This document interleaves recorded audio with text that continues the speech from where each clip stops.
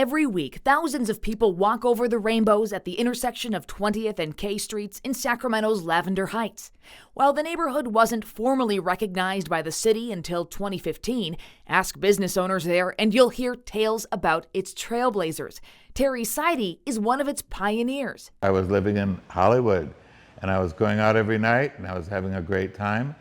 But I thought when I was 24, I'd better leave Hollywood and do something constructive with my life. So I joined the United States Air Force because they promised to send me overseas. And they sent me to Sacramento, California. He found only 2 gay bars waiting for him, the Hide and Seek and the Hawaiian Hut, both in West Sacramento. But a new community began to take shape over in Midtown with the opening of the Mercantile Saloon in 1976. And the Mercantile was very, very popular. When you bought a drink at the Mercantile, you didn't hardly pay anything for it, and you didn't hardly get any mix in it at all. It was the strongest drink in town. That same year, Sidie opened his first bar, Bojangles, on Folsom Boulevard. He sold it and opened Faces on 21st Street in 1985. It just sort of evolved without you really realizing, what you were doing for a long time, and then you got to know what people want. So I tried to give people what they wanted. I let them pick the DJs, I let them pick the music, but I designed the club. Across the street was an unlikely neighbor, a straight bar named The Western, where Sidie says the police could be found drinking at 6 a.m. Whether they knew it or not, The Western's customers contributed in their own unique way. It was the people at The Western that came up with the name Lavender Heights. And so I did invent it, but I've been trying hard to keep it pushing. The name stuck, and by the late 80s, it was known as the Center for Gay Life in Sacramento. Businesses came and went throughout the 90s, but the sense of community was as constant as the Northern Star. Just ask Steve Hansen.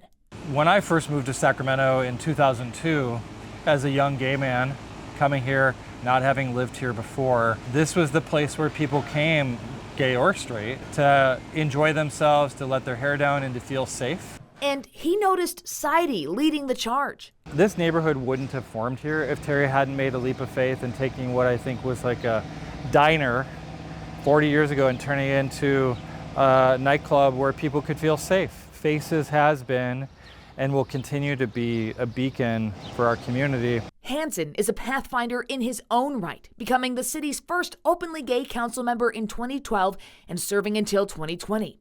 Under his leadership, the city finally recognized the Lavender Heights neighborhood in 2015. I think a lot of us had worried that as Midtown grew and changed, our history and our community would be wiped away. So he turned that concern into action. We had to work with the local businesses, with a lot of the neighbors, to make sure we did it in a way that was respectful of our community and could really recognize the past and the future of the neighborhood. So the crosswalks, the signs, were all part of putting our literal stamp on the neighborhood, and I think it's been nothing but a positive thing. Hansen still feels that sense of pride and dedication to the neighborhood, especially in a time of political uncertainty. And as much as we want to rest and assume that everybody understands now, the reason why Lavender Heights has to remain strong and vibrant for everyone is that it represents something really special, that no matter who you are, where you come from, you'll be safe here. At nearly 80, Sidie hopes the next generation sees what has come before them and carries on the legacy started nearly 50 years ago. We don't have other things besides restaurants and liquor, and I want us to have everything. It's really hard to open a restaurant these days, but I'd like to have some restaurants, clothing store, other things going on in the neighborhood, so we could be like Hillcrest in San Diego or Castro in San Francisco.